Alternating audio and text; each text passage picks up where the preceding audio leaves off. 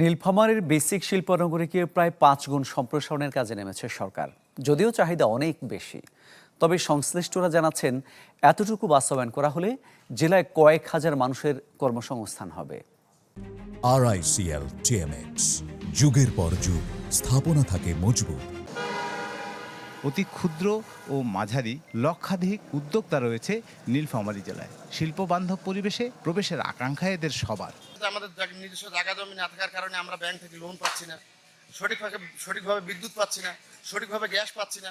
আমার মতো যারা ছোট ছোট উদ্যোক্তা আছে তাদেরকে একত্রিত করে এই কার্যক্রমগুলো চালায়, তাহলে আমার মনে হয় যে আমরা যেমন গ্যাস, বিদ্যুৎ এবং ক্ষুদ্র পরিসরে যে ঋণগুলো আছে এই ঋণগুলো কিন্তু আমরা পেতে পারি।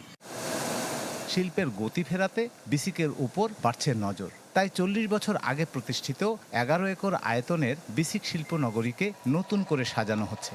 লাইট ইঞ্জিনিয়ারিং ও কৃষি কেন্দ্রিক শিল্প উদ্যোক্তাদের কথা মাথায় রেখে সরকার এটিকে 5 গুণ সম্প্রসারণের উদ্যোগ নিয়েছে, যাতে 30 থেকে 40 হাজার মানুষের নতুন কর্মসংস্থান হবে।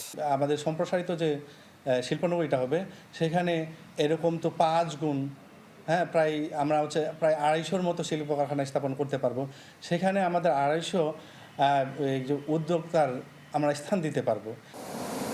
জমি অধিগ্রহণে বর্তমান শিল্পনগরীর সংলগ্ন 44 একর ভূমি পাওয়া গেছে। এখানে অবকাঠামোগতভাবে অন্যান্য সুবিধা থাকায় জেলার এসব শিল্পের বিকাশে গুরুত্বপূর্ণ পরিবর্তনের দেখা মিলবে। সৈয়দপুর এলাকায় শিল্পঘন এলাকা এবং শ্রমিক আছে, প্রচুর আমাদের দক্ষ শ্রমিক আছে। ওখানে যারা ওই ডিমান্ড আছে, আমরা যদি ওটা করতে পারি আমাদের শিল্পায়নে অগ্রগতি ঘটবে, আমাদের প্রচুর লোকের কর্মসংস্থান হবে।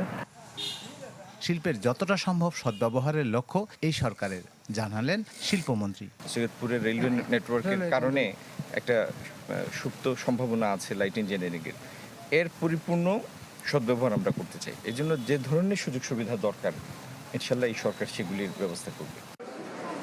বর্তমানের বিসিক শিল্পনগরীটিতে 50টি প্লটের শিল্প প্লট রয়েছে।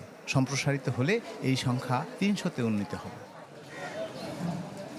রায়হান সবুক্তগিন, চ্যানেল 24, নীলফামারী।